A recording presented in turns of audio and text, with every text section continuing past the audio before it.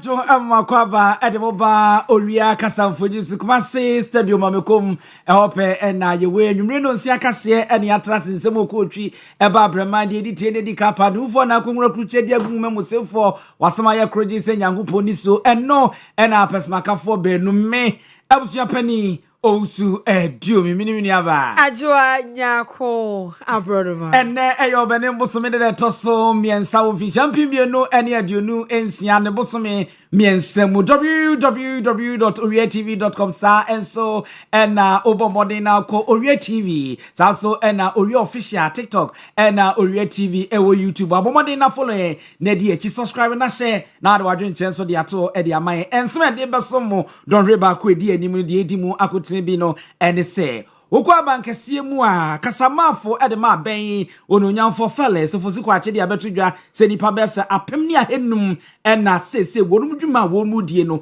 wonum atwede asensen kakra ene so mrahye bedwafie honom ensem bi ekoso ane nyina ene so sofo hwebambo hu nsam so ye fie ha de ye wura muntaka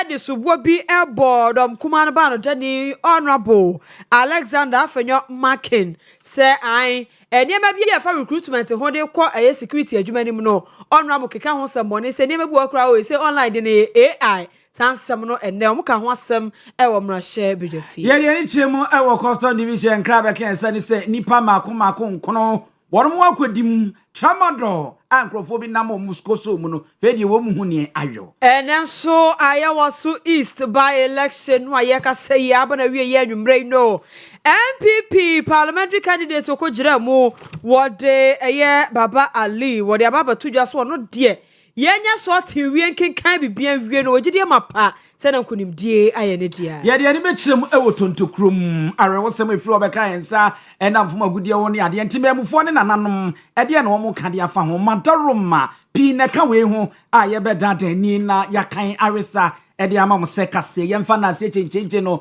emfa nko emu pafie eho ena omo de emu papa no edi aba misrao super premium any premium no edi dwuma tenten wode wani bekiremu na wakwa akotobi na wode akofie wo ba kotomo fun bi ankonko no esesabo na wotete de ma ukru edura na dweno anto ne payi a akofa asem de aba we mankora na dwemu bie ema be ma ne nya hoode timi de ye adwuma saa enso ena jambi so ya bi oyo no edi aba cholesterol bi anim ahoode wom na de aye aduane ne se ya nwamo na wode eye anase situdu di a ya o tomato paste ne yedi ntosi kroje ene yedi aka ho ene yedi aye enu nti obetimi atobi na de adi dwuma ewo hono mo amo no aton mo amo hotel restaurant ene ade ni nyina wadaroma eye super premium emupafie ene ekopesa na kade adum ye ben oyepa FM sanso na patasa nso ye ne achemfo hotel di ntwani mu Accra Media Pass and Gardens junction hono ma wonsa ebekan bomodin na free was 0244 615 117 0244615117 na eni no enidwa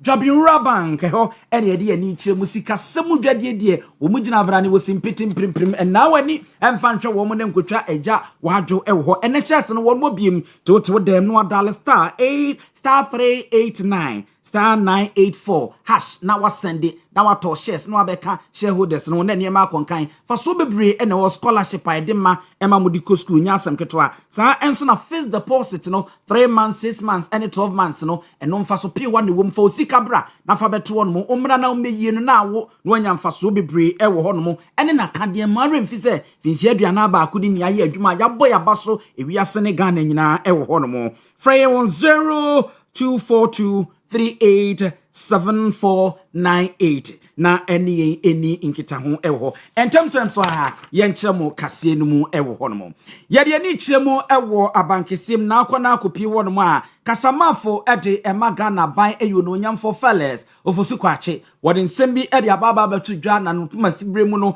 brano se de omo no manfo di nkomo no ena wo kyeremu ye wo nipa bi asabi aku dontobra ye to abawie ye bronya bosom de to sonson wo mfi jampi mienu ene aduonu nan mu ana na nadadanko akufo ado ofa wo mo ansa na December 7th na yekoto aba no kra no ebaye na eno ne baye won matanse ahwehwehwe mu di ade a wo kyeremu an nipa ne bi wo no masabi aku wɔn mo guso a wɔn mo dwuma ekura wɔn mo nsa nipa bɛsɛ mpimienu ɛne aduowɔtwe a wɔn mo yɛ wɔn mo dwuma ɔmo anya wɔn mo dwuma de mfa mfiri wɔn mo nsam saa nso na nipa bɛsɛ apem ahenum ɛne aduasa ɛnkron so no wɔn mo gyina wɔn ani kuro gyen sɛ deɛ samansaman shaman ntamfo nsuo na wɔn mo de hwɛ mu no na wɔsɛ wɔn mo so wɔn dwumadie mu kakra ɛwɔ hɔ no mo ɛyɛ nhwehwɛmu ɛde ɛfa ho ɛwɔ hɔ no a ne nyinaa ɛyɛ sɛnea ɛbɛyɛ apɛlpɛl yɛwo ɛbɛyɛ adwuma na afei obiara ho atɔ no yɛwura fellas ofosu kwache ɛkyerɛ ne nsɛm mu sia ni tete bɛɛ sɛ mienu pɛ yɛbɛba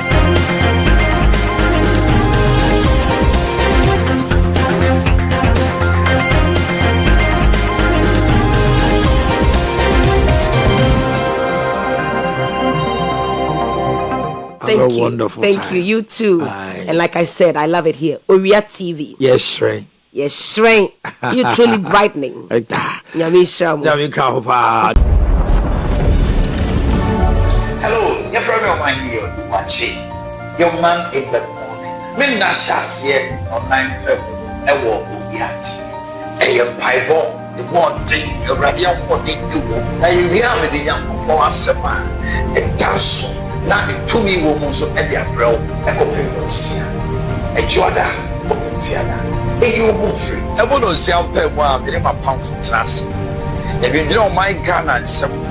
ye free mra se be da fie ye free abankesie ye free na mama tramponya so ye e free o man mo mpedimfo ne wona wo ka bi wo mu nyina nkyɛn e wo fidie so e ma won so de wona dwenkyerɛ ba won so wo ye o man papa ka o mi tino wo kwa da biara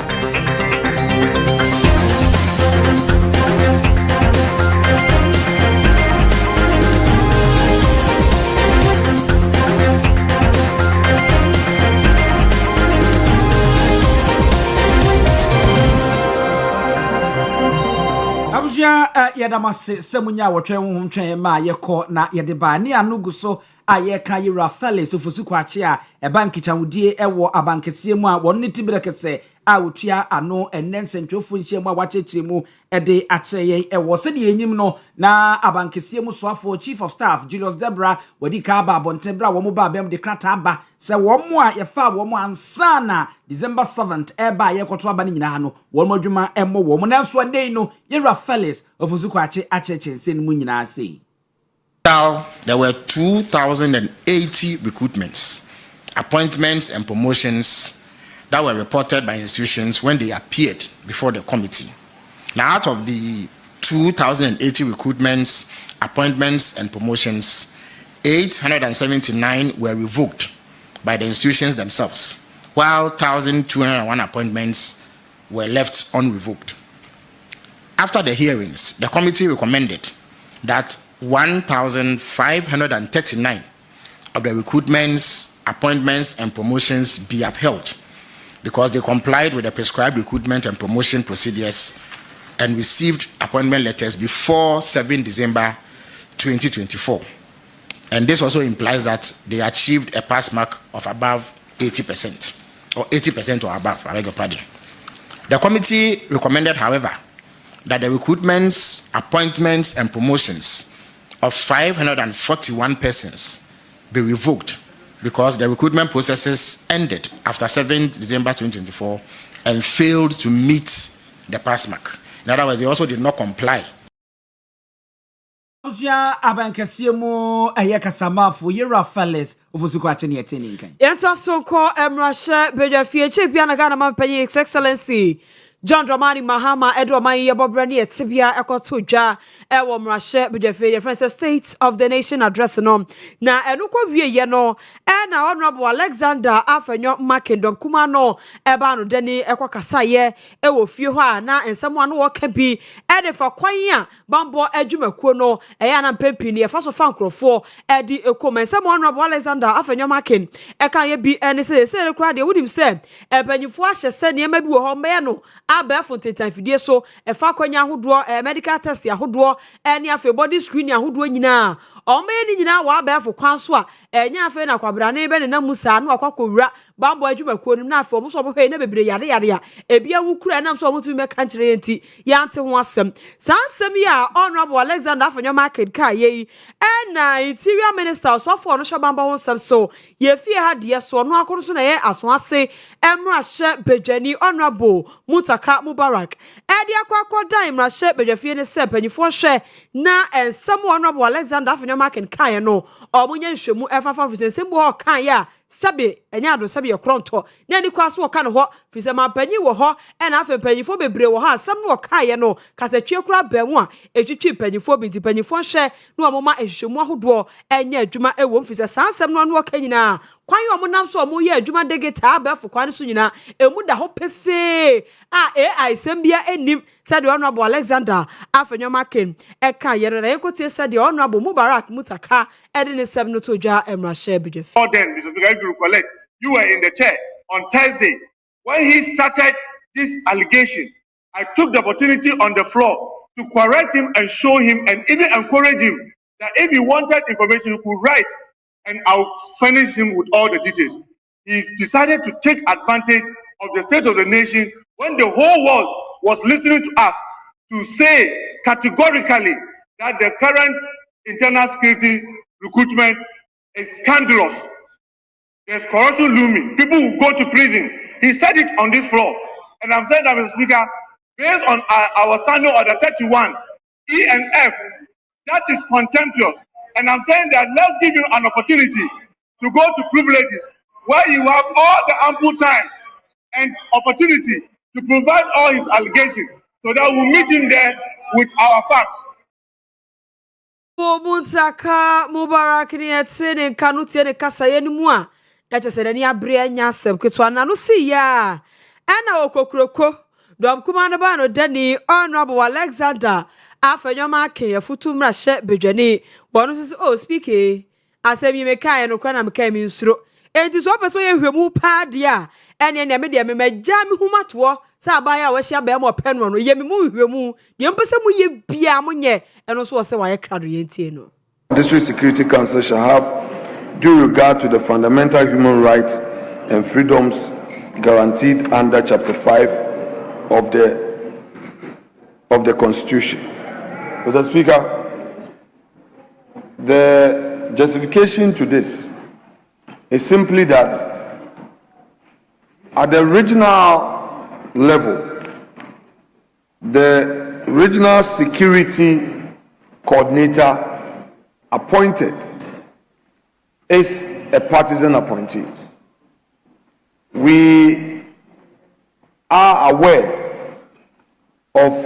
the often abuse of rights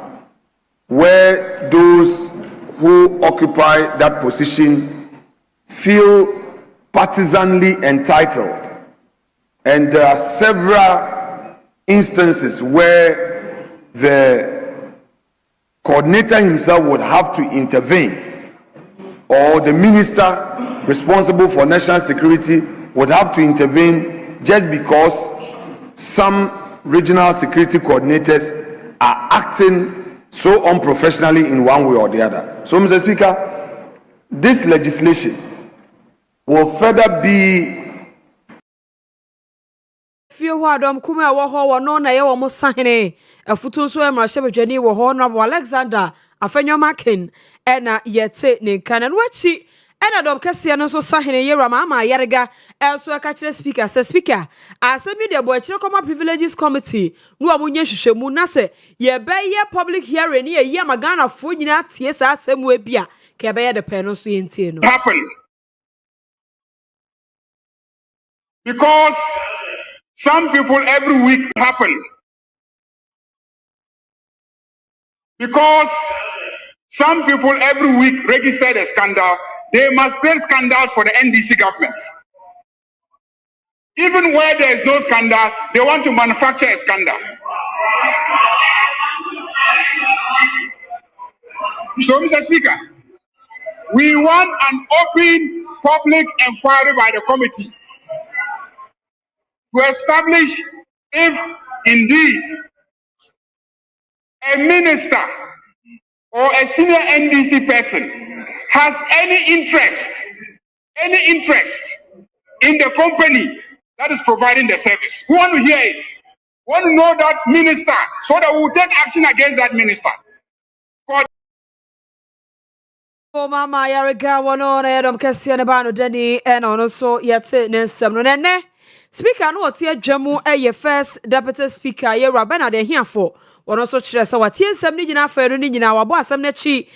de ama privileges and immunities committee so wo munye hwehwemu wo mo bro mo wi a de wo benya bia omo de ba beto bedwasrada. This law carefully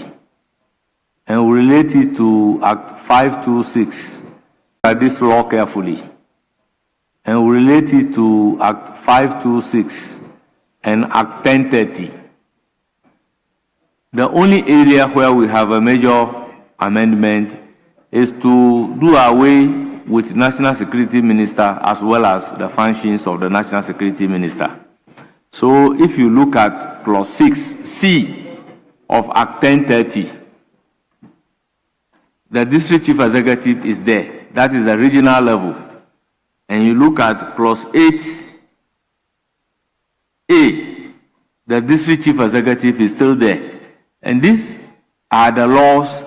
that serve us for several years without any problem. So it's just a repetition of the status quo,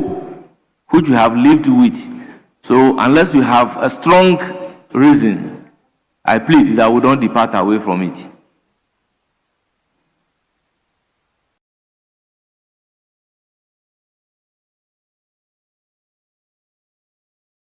Absent fear ninchemwe ewo ayawasu east abatwa ekoso ewo yenyina ye nimnie ekosi ye mamra hye bedwane na South Ture Muhammad Mahama woto ananom ewo ensiedo wo ho ne no na se de yenyina enim abatwa komisa hye ye se ne na emra no amakwan ya wonmo nko enkoto mema kentra nwamba enum na wonmu giremu na wonmo akopre ewo ho no baba jama na nka ye namusini wo Ghana Nigeria ede maye wo ka ho bi Yusuf Baba Ali ejiremu de ama NPP Alhaji Muhammad Umaru Sanda wono nso eko okontakre sa enso na David Kuno wono eka ho ejiremu ede ama Liberal Party of Ghana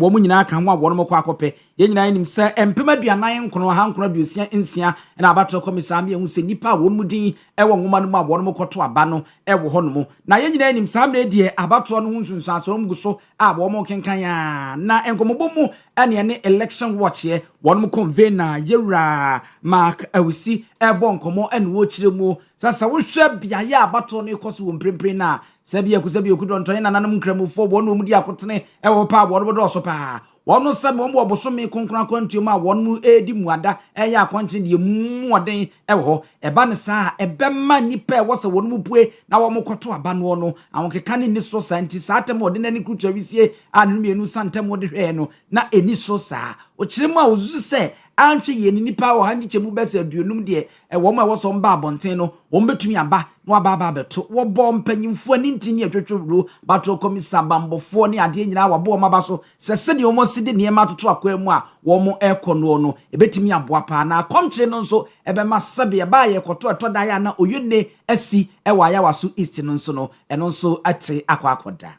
bosumi a ye bosumi kronkron a ye nuanu muslimifo eye fasting nti entokwasem ne mentime ho ase a yankata pegya ne ho mu ewo by elections mu no this time benya dia beba so eno ne di kan ne tosum yenu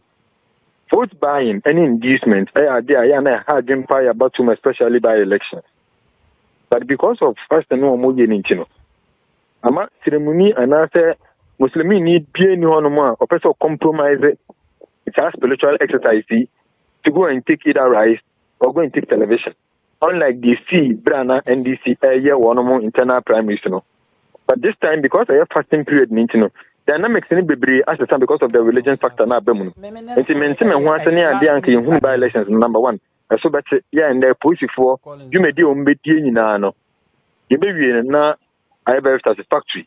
and inducement and so ebe conform ade ba kwa yehunu say voter turnout will be very low in record time very very low because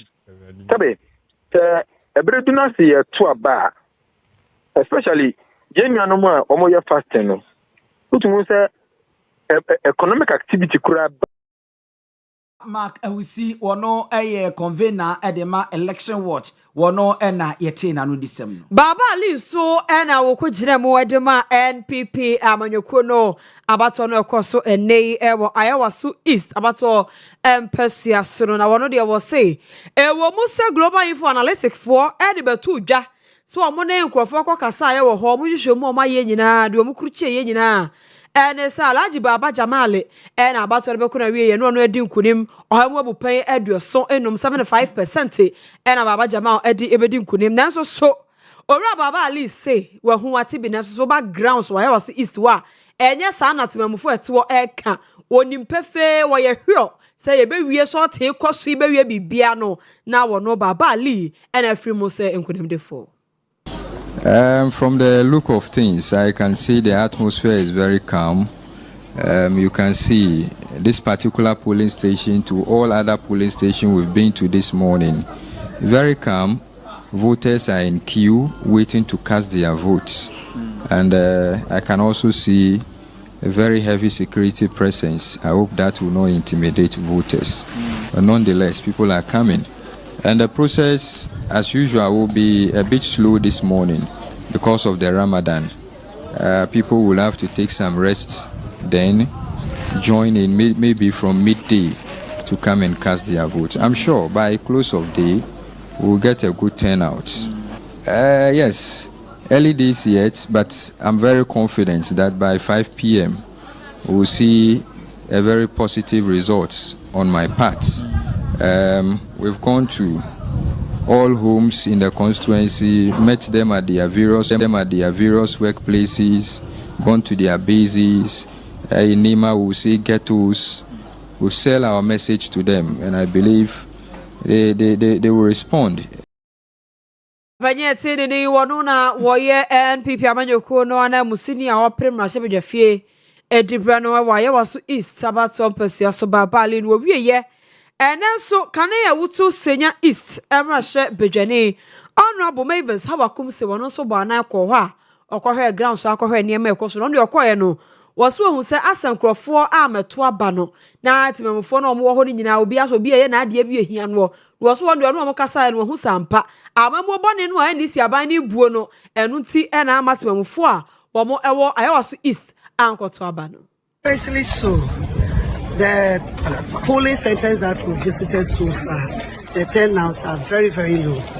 And I believe it's because the people are not happy with the sitting government.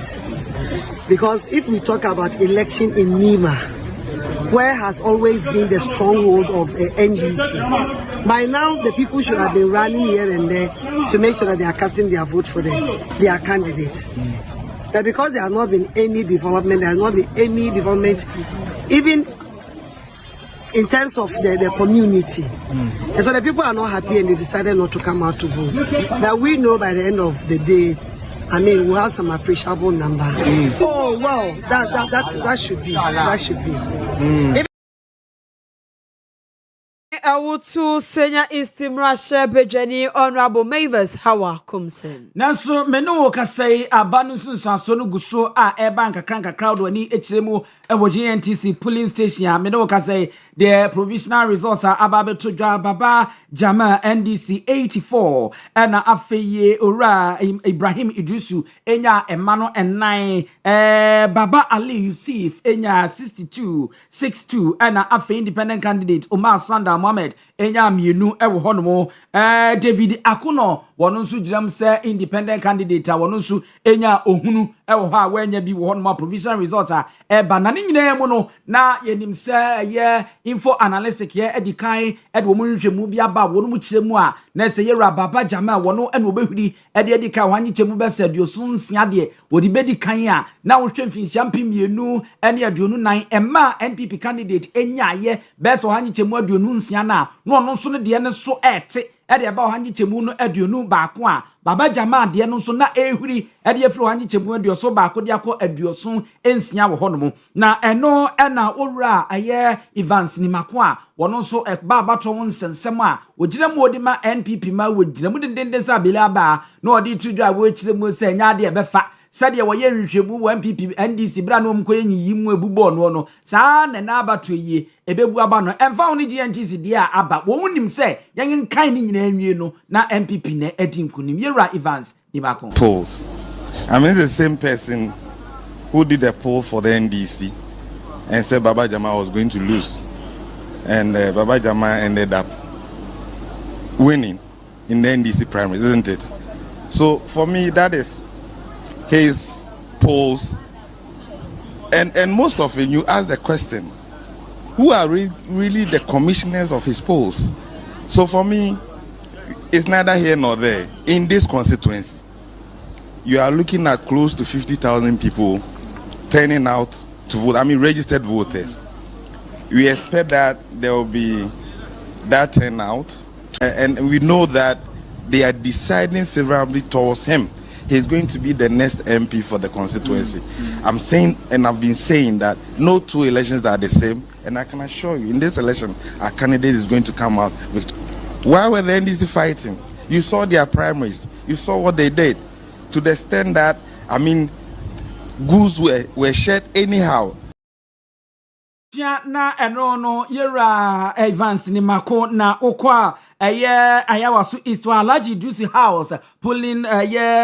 station 2 ewo hon ma me no kase Baba Jama enya emano wo ha aduosia sa enso na Ibrahim Idrusu wanya bi ewo hon mo Baba Ali Yusuf enya aduasam yenu independent candidate Omar Sanda Muhammad enya aduasam yensa sa enso na David Akuno ohun na onyaye ayawasu isa yenko club 10 Kanda polling station eno so de free wo Ebeni Baba Jama enya wo ha no ani etunum sa enso na Ibrahim Idrusu wanyi wo ono ogina yede sa enso na Baba Ali Yusuf enya emano wo ha wo hono independent candidate for me no omoka ho wo ma Sanda Muhammad ye ani David Akuno wo mu nyina wo hu na eno no e kire se wo hono madoa na yenkwa na yenhwe Kanda GNTC okay mabono ewo enti to asoma me foforo ba ye de betum na yakọ ye to aso na so sab krono an ye da so ye ka ho asem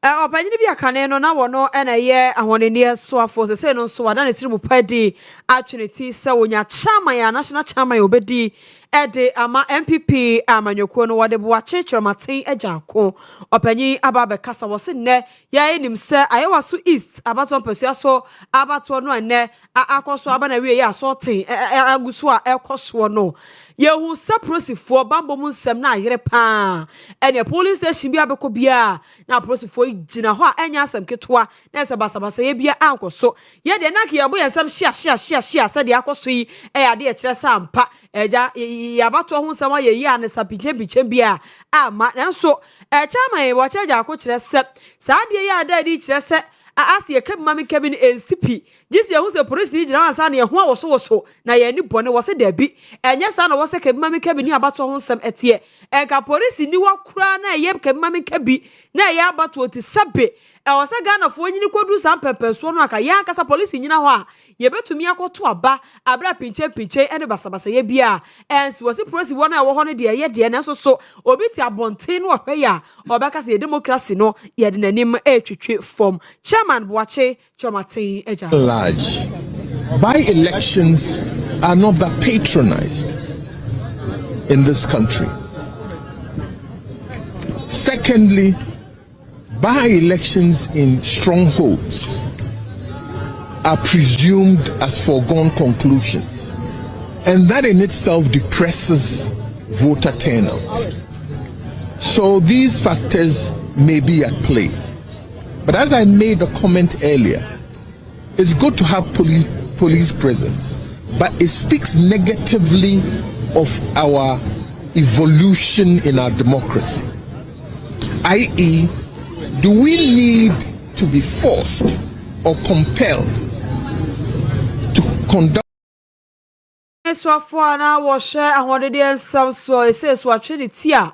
onya chairman na obedi ama NPP amanyoko ne wa Boache Chomatin ejako abusia yeguso a ye bubo ya ebe ya ye de bi man santrofo de memu ya na wokọ eye Idrusu House Alhaji Idrusu House 1 police station a eno so de abeka yensa eni provisional result Baba Jamal Muhammad enya aduosiam yensa sanso ena Ibrahim Idrusu wanya bi Baba Ali enya aduonu enso Omar Sanda Muhammad enya aduasanum hade ne ne abreba ena David Akono nso enya wohun ewo honomo na eno ena mrache bedwani wo ayawaso not abato mpesua so ononyamfo Yusuf jaja ede abasobode chenche pa ede ma abato komisans waya ade sɛdeɛ wasi ayɛ ntotoyɛ pa aboaboa no aka ne madi asi ani sensasa wa yɛde pam srete ne kaba no amena yɛ akɔno pa ɛsɛ ɔbɛɛbu no na ɛno ɛna okyire mu a ayawa so ayɛ east by election no ɛne sɛdeɛ bɛsi akɔ akoto biara no wogidi sɛ we no kwampapa no ɔmafa so ɔmo hyehyɛ nneɛma a ɛnya ade a kame obiara bɛyɛ ka na sikyɛ ni kwabu akɔ biara so to no pɛpɛɛpɛ na biribi akɔ da wade atum sɛdeɛ nneɛma si kɔ no no akɔmkyere no ne ade no ntino ebetimi amani pɛ wɔsɔ ɔmbeto aba no akɔfom kakra. But so far so good. The atmosphere is very calm, as you can all attest to the fact because you have seen it. But so far so good. First of all, we need to commend the IGP and his team for providing us enough security. That is not to suggest that there's an anticipation of a mayhem or something in the community. Let me put this fact before you. Since 1992, there has never been any election violence in this constituency. Yet every election year, they classify Ayawaso North, Ayawaso East as a hotspot zone. Yes, it's one thing classifying, it's another thing, it's happening. So let me repeat for the record. Since 1992, there has never been any election violence in this constituency. So the fact that the police are here in their numbers, yes, we'll commend them for that. It doesn't suggest and it doesn't mean in any way that there's going to be any violence. We have a track record of having an election free since 1992. Afia pema hankron aduokrum no ayato abade abesi na ya na ya waso iside atuturasem na won mo kone ade nokura bia ne webomu ya kono boko sa akyekede ne nwanante ya to no boko sa ne ne yehwe no a bibia ne webekum na Owura Joseph Yami domfrefo de ma NDC abanyoku no wono so de nsem sei na atedwa fi se debi a ye wo no se higher Islamic community and nipa ni bebre na anopa no omo hye omo fasting na se a omo ata no pampa ebo ne ade omo da kakra ne ade so bebre no by this time gidi se omo ada omo nji ahode kakra start a new ati yebetimi ahu na se nipa tu aba no somewhere after the day where I'm sure by that time the minimum around Joseph Yamin ena yetene nkano yenim se no numbo ya pe ena abato no eba na wie se no de akoyesi enyi ngu ha na de obi anya ye bia ye nkenkan no ena ekoso results no eba ye de na mo de ema wa ye kwa homa ne so na ye ne ya na mu senior wo no ewo sa empasua ne so ye nua kwadwo bafo akodi nkomo ne abusa ne nsem kakra kwadwo wabaso a majo ye hwesen ke benya ye nua kwadwo bafo na kwato ye nkra de afri Ayawaso East abato empasua so by election no say the abato na ba na wie ye de aka salting omo yigu ha enye ne baba jama de agu ha ne de wesu de agu ha ohwefo nye de omo de agu ha de obi anya ye bia ni akenkan ne kakra saa na nke ye be wie no abibia be kɔ na wie ye no nya kyese ke hu onipa ofiri mu se enkonemu defo ye hwe ye nya enua na ye beto se ye nya ne die ye nkɔ na ye mbra amja yemfa ye ni enchemu ewo omeyi aso ye abo mo no hwe enema wodo a eba wo memu de yo ne ni kwase ba ne mafu enkofo bi pese omde fa ayam se wa ye ready kwadwo ba fo but ye nkɔ na kache ne ne no enkodi kwadwo ma do Ayawaso East boko bibia bako una wo hofra no powder amaboyemu well see about on akwewe ya collection of results and source in there control samra me no kasa ma be people MDC collection na ana NDC party ni so no collecting results as so for amontaka na obe people collection center hanoma ma sia NDC for enter candidacy provisional ones. I'm sure out of 114 polling stations, Omanyamu 109 polling stations, and Ababe Commons. Now, results now are free mobile here. Baba Jama and 10,507. 10,507 and the amount 110 polling stations. 10,507 for 110 polling stations. Baba Jama representing 63.28%. 63.28%. For MPP Afemwa, Baba Ali and 3,884. 3,884, representing 23.45%, 23.45%, and Baba Ali so Enyawaha. Now, Ube Pimuso to our other candidate in Tuswa, 2,202, 2,202, representing 13.26%. Percentage in 13.26%, and no independent any other candidate, LPG, any independent candidate or more results, 2,202 out of 110 polling stations. So far, ballot vote cast, 16,603, 16,603 for 110 polling stations. Let's just say I got 4 polling stations. Rejected ballot, 116 for rejected ballot for 110 polling stations. And as at now, the NDC Coalition Center, and that's almost strong rule, results are more ethnic polling 110 polling stations. And the past 16,603 and a 2 about 116 and a year rejected. Baba Jama Anya 10,507 representing 63.28%. Baba Ali MPP Kenya 3,984 representing 23.45%. And other candidates in the social area 2,202 representing 13.26%. And only so far results are NDC strong group. Provisional results are Abababedu Sisiamino Kasai. As at now, EC Coalition Center results Omunyam Collective Area. And you free NDC Hanomono with their almost certified provisional results 114 polling stations now. You better move up for the Electoral Commission. Now you papa the certified results, Now you share the final declaration of the winner. Baba Jama with the percentage, Our Electoral Commission's strong coalition room one. It is so far Baba Jama is the victorious for the Ayawaso by-election. But the results, the final declaration is determined by the Electoral Commission. But by the results, Baba Jama every day. That's what about 2 weeks to 1. Let us say voter turnout today. Because any part 49,966 was like a 2 about a woman 2 about 20,000. And tonight I say, Uchemu Grampona, a Mumium Pupra Mama 2 about out of 100% of the voter turnout.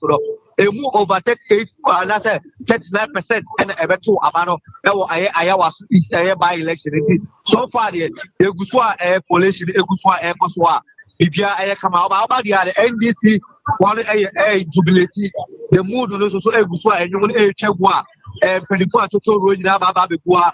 Peter Wama or Topono, a year, President, a year, Oguswa for morning, Ababa, the Pimo Hanaba, or Munina, and monitor proceeding to say, Libya was Oba, the Nima, Robianima, Sam so a year Ramadan or my breaking fast in Oba.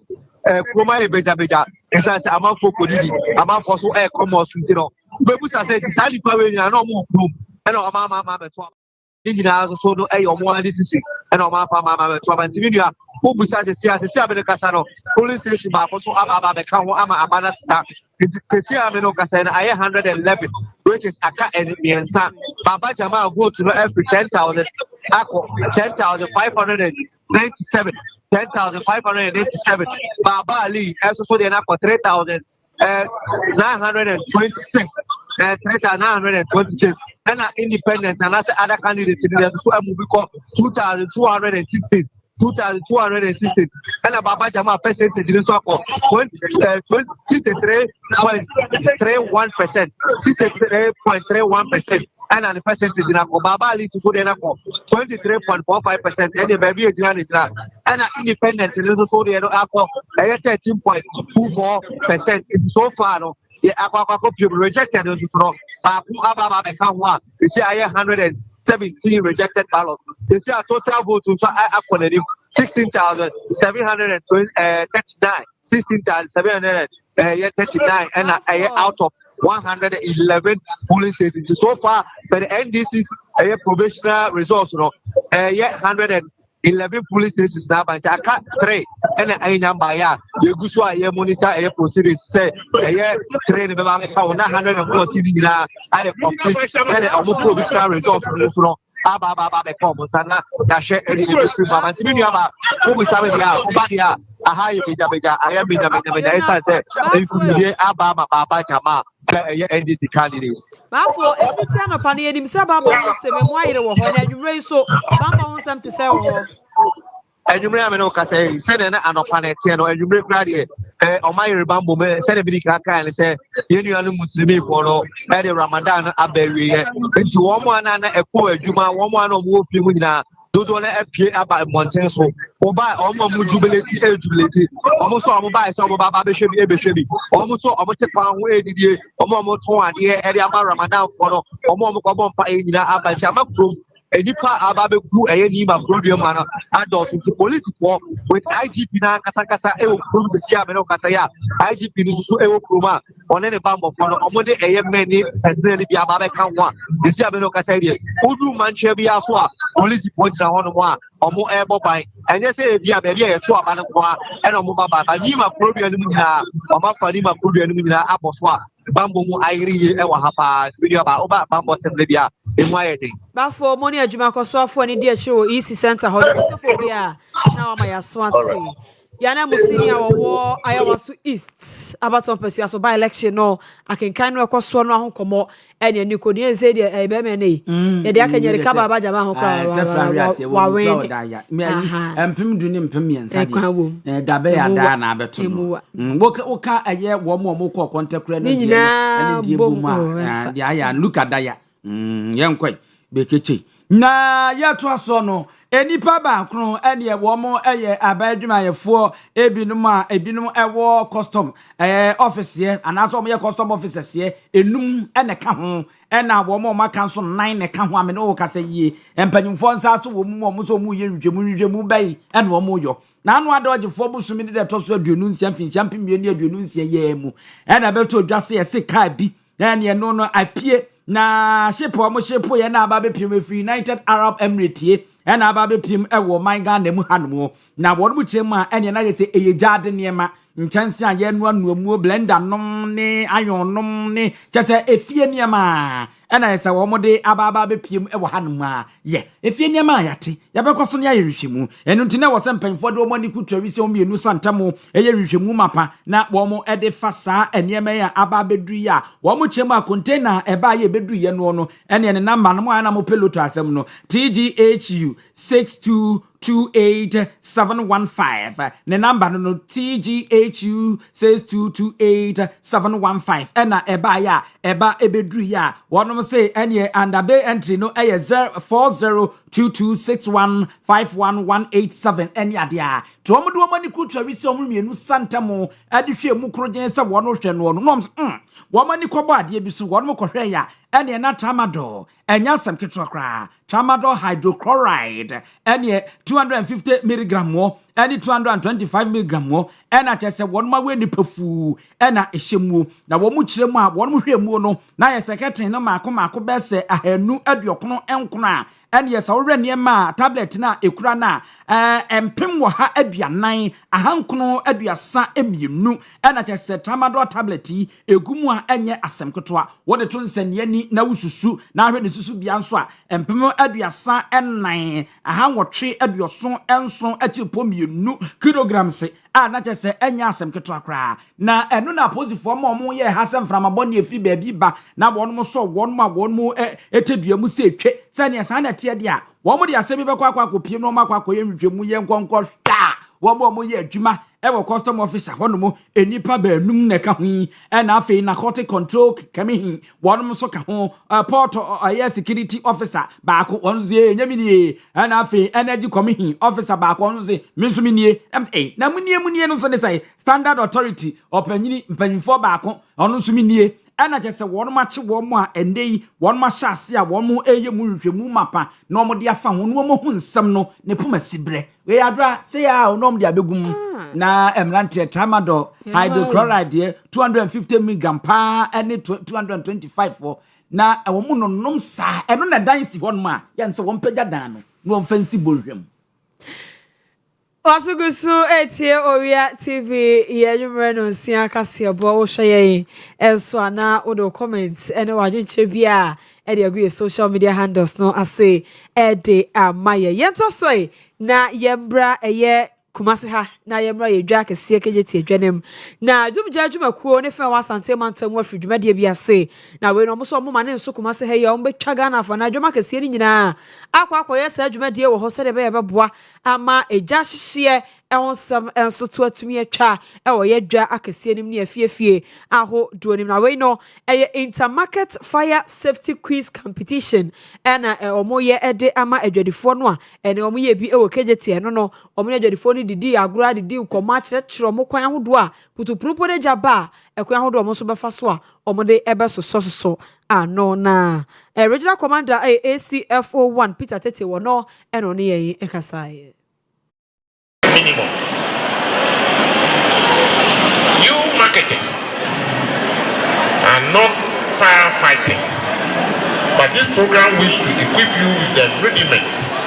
of fire prevention. A knowledge in the subject matter enhances your performance in dealing with it. The chief officer, therefore, wants you to prevent undesired fires. This program comes to fulfill our function of embarking on public fire education, that is, heightening the existence of fire hazards and to allow individuals like you to get involved in the prevention of fire hazards.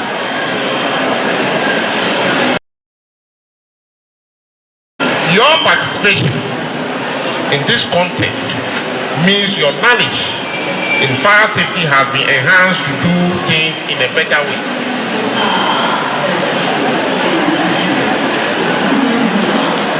The managing director,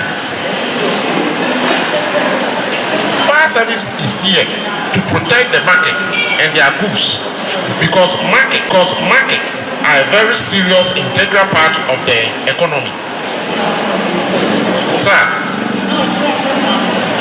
the market has experienced some fires resulting from reaction from what? Chemicals.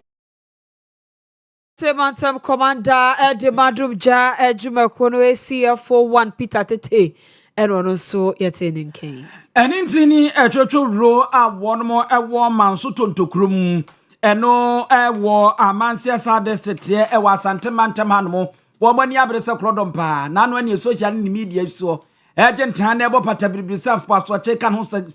sakanwe na kabo de se kusia ya toto ofofro na ne wono ejentan ha wo so adan han enipa be se eye edu a wono fa akotikwa so fa akwabu akwa so se won mu kodwidwa asase ani na o mafa mu agudie akwa akodi awasa won mu semu no asase akasa won mu amo mu nyina yamse na won mu te ye no mu ho abosen won mu se sepreku a wawuadi nansa nom ye de asemu ensi wo manso tontokruma no mu si ewo atane ata ewo asutifi south district ye ewa ahafo mantemu na yede na mommode aba besan ye wa he enam sai no so amana na adu jamfi kumani na woye mama ehene ewo manso tontokromu adi wonne kwakobonsam adi amansentrofo a wo mode wo monsam etrotro krutie post za muntutu mirika na fuam yensape momfa chawpa de mu odemra na monsam amoka nyina mo metwensan enya saa mu be share wo court.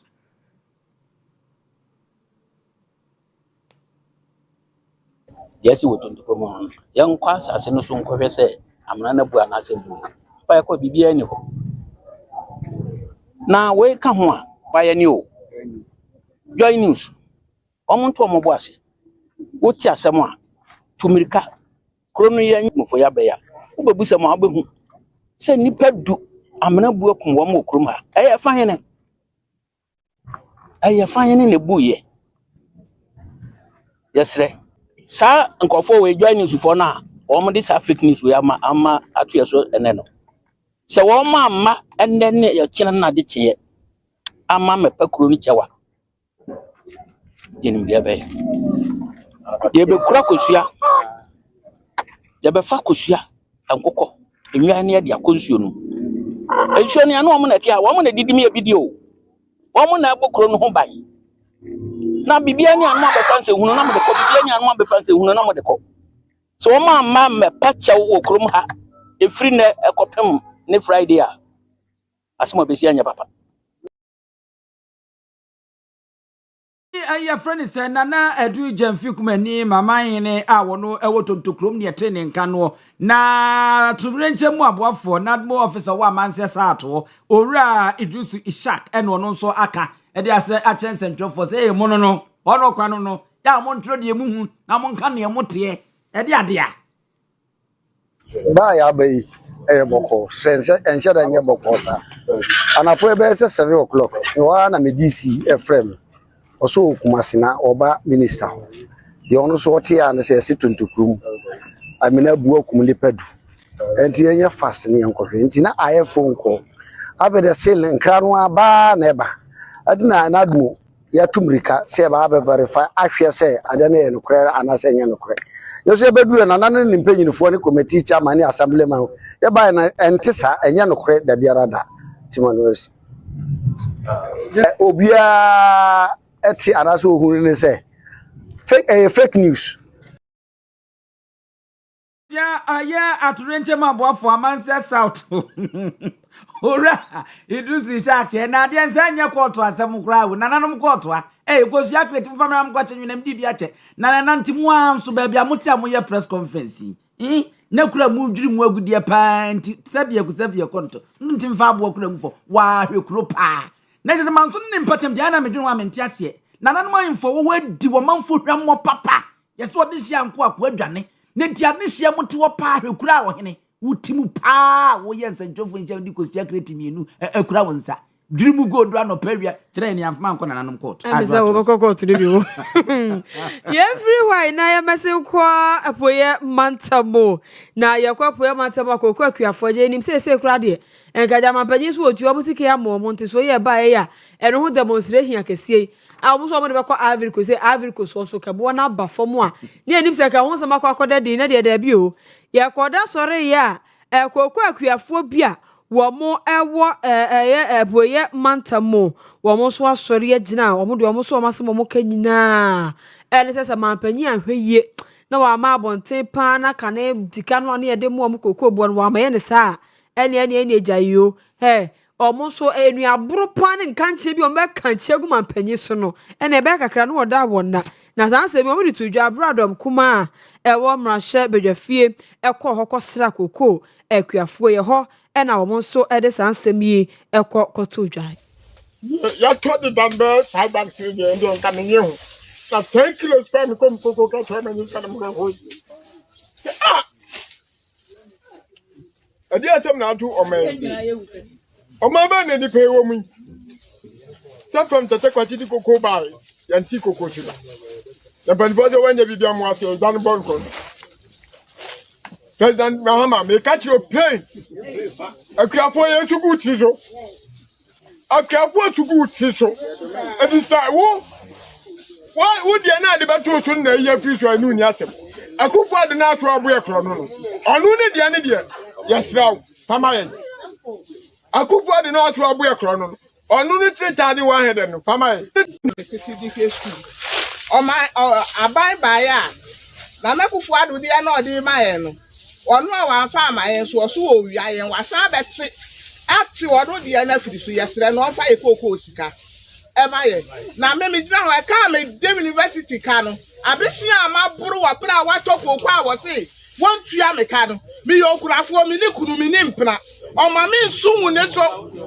na sha me se me su agu no so anyankopon no me e beba no so no enye yie ma no sa de opesa ne maye yie no sa na ye nso so esese ye yakuafo no ya kwako akuafo mo pankese no wapoye mantamo ene atisi omo bi nisuo ede agu mampanyi Dwandramani Mahama na tifi abusu arwe wosam a efi potri kromo ebe dujama afo ano south east abekensa echiremu a hyemienu wonmo akoka abomu amenipa besi dunsia ena ato anananom ewonse do akoya arwe wosam pa transit ye fodo ena afi ambulance a chese akoya arwe wosam pa yehwe se yensa ebeka eye ya na musini na afi no enchemu bi ewo bia no wode aman wo honom se wohwe se de ambulance asia wiewie se amoako ne aduo na ne hwene ene ne dodom nyina no atwetwe apuapua se guides a tele ne wonim ye no atwetwe no a na yese ha adwen pa Catholic Diocese of Sunyane achese hadwen ewo honom ena akoka abomu amanipa dunsia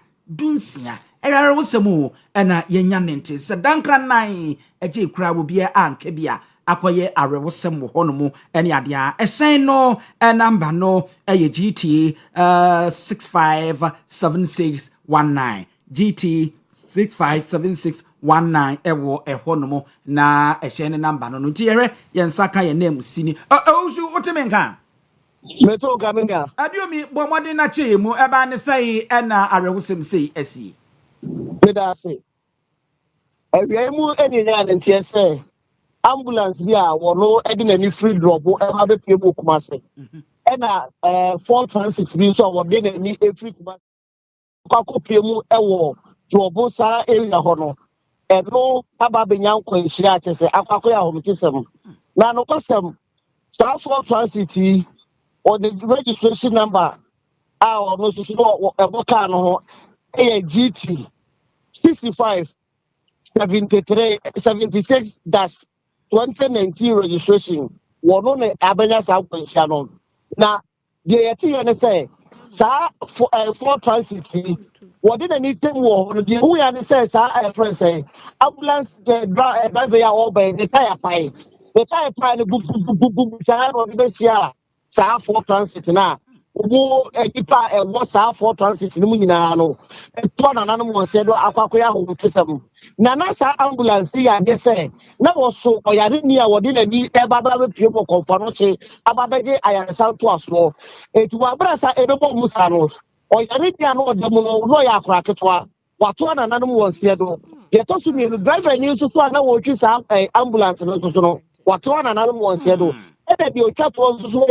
nurse ni ano so etisa akra hu anu mo eye de be o betimi say o mo ni akra no pe mo conference no so be ko na ya hwa so no o so pre mo de etise akwakwa ya mo tesem eti ni pa no mo for transit ni mo nyina de ho bato da na no mo fie do e na driver ni a wo no so twi ambulance no e na akra no yare no se ti am kaso mo so agu ade akom a amna ko pe dunsia asese aro o mo to na no mo fie do a akwakwa ya ro hosem eti bi na and then the political community any person kana na moto na na mo se do afoforo bi mo so paper wo mu ya rehwemu e wo djama abaya se bi mo mo to wo ya rehweso e wo gwanasi ni no ne dabre mu tese pa nurse ni dia ya ne se am no kase no ba bia ne dan wo no so so aje na me be msan se wo hwe bra wo pra ne ya akwakwa ya asese so da so no ade ne bo no mpa ye se nurse no so no betwe nya ni di no no so akwakwa to ade dwuma di so e wo obi ba be ya dwuma sa be ya no kase no aho ni se ni ate se ga asem kutuma ayi ya friend say yesaka yi munim no wokrom ho no mo dada ambulance no munim no wokrom ho dada hello wo wusu aduomie yi wo wusu antimi anyina so nka me bisan say wo munim ambulance no na ambulance no wabre ambulance na bro ambulance si wono Roman for crowd Catholic Diocese si Roman for crowd kakra mo Mary ntimi nto ambulance wo wusu e me no wusu na me bisa say ambulance no munim no okromo dada na wono oye adwuma kabi o ambulance no ya de say wo free drobo ena baba be twema ba kumase ena wo ka no so aye for transit no ehwehwemu kaka ya ne say sa ka no so free drobo a wo no so di na ni free kumase a kokko drobo ena sa drobo ka me ni ya ti na kwa nyam so a system no ka say nipa na o mawu no akwakọ ya o te sem enti sa ambulance je every go e na ba besra piemu wo kwasa tema ko sekasi ababa besia ma o ya ni anu o dem no o wudi na kwakọ piemu o wudi ni ko piemu ko fo na cha wa to na nanu mo nse do wa ka ni no so a wo ka no so okay akra no re wanya mfie be say Ushani mfie na ya sa na kawo sa be se du na ni du mo baby ena ya ya tira o just o na ba ka ko kwa nse and say o bu medu for this command ka di bi ko ma se mu ka se ya ni na ama friends driver ni o chi ambulance no so nurse ni na ko no so pra ena o bu so no mo for ni mu nyina no so do o nyina wu ama o so atwa na no mo nse do na yes mo Ford no mu ndie ba ko kure ni ho a wotumi epira ye mo nyina wu wa ko kure ni wo tumi ka age bra se e bomb sana no kana mo mo ati se ko ba se se da se to a e na wo hwe di pa no mu so no mo ka ni mo na se na wo kura wo fa so se ba ko kura ba ti me ato atena se na wo di the kind of yare di wo bi the kind of wo so de wo so ye ga wo ko no when you are and reje akode pa nye anase breaki ene feli ehyan no mu baako akode get that from Mankaso Junction Chum Junction there akode that for just another for this one omo ni time kra omo communicate pa na ambulance no just the time na fire the time na fire no and the deal sa asam kese ya baba be pie mo hake no enti advice no that is I did bi sa no the post ya for no na se the bonus na no o be advice dey o ho so we na ewu sa no aw ya the ambulance no plan na no plan na ya no inji kwa da I for no po chere baby just akwabe ade nyai pa just akwabe ya utese aja usu ya dase kosofo ni di achi na bi fufuro bi wodwa ambulance ya ne tai be pa ya ne sa no kwasem ni so remfoni na da TV so na hwe ka ne tai na wo de mo hwe ka ne tai no wabre ari ma chese ne sina ya ne wo kakra na ya na edisi kwanso manya nwode no aye tututututu sebata so ya twi ne fufuro tututututu pa ya ne be pai we I say mum meri sa na di rose ni abompa ya gusu sa nko e wose yes satai no na ye hwehwe tibia ne bobre mu no ansa na ye be ye adwuma ya nye dabi Ghana de bibia mpa ibo na nyame na nse we nyata ne ka na abrehwe nei hwe kai si wo regeti kura minim sa accident ni ye dia tumagwa che dia but utim se ka na bre tete de ni bia kai se che ya santo ene sa ya ambulance de den ya o de birika tenten no ene nam entitai ne paisa no oni gina bia ene se kikiri sa erade mfa wo mo a won mo awuo no kransie na mame nurse me kobrewu na me sompafen ne nam de eya erade ba bia koduru bia no wonsa ne yade se de Ghana de erade na adwa empom so de pon mi enkoi abusuafo yenyina semi so ai dan sama wo esa ka ne fi ase anwumre no sia kase bo yereba somo ewo Owia television so no yemfansimu na ase yerema no strom adwuma yefuo nyina kuku ajando romani papa na asofo ho na hwe okuru kafra macho na ye wo boy achirim di obi aye nya botecheche di nim di obi ayo enti ase ukuku ajando na afi akoso some producers omna ye producers extraordinary na ko MCR director ya Grace madam and sound no Simon so what ase na ye the light no e de ama na yaw e wo hono na editor wo semfo na nkasa no mu Yera Benedict Asante yeboa wo na osemu eti ema yen e na yen akenkafo awie wo ne bai se yen chechi mu pa akenkafo nso amote yen ka hwe yen ye anwumre eyeme abusua pani owusu aduomi meniminu abia ajwa nyako abrono we dem nim select bianim ana ya go select ya so we dem ayo fine o my messi o se de messi aye wa kono akwa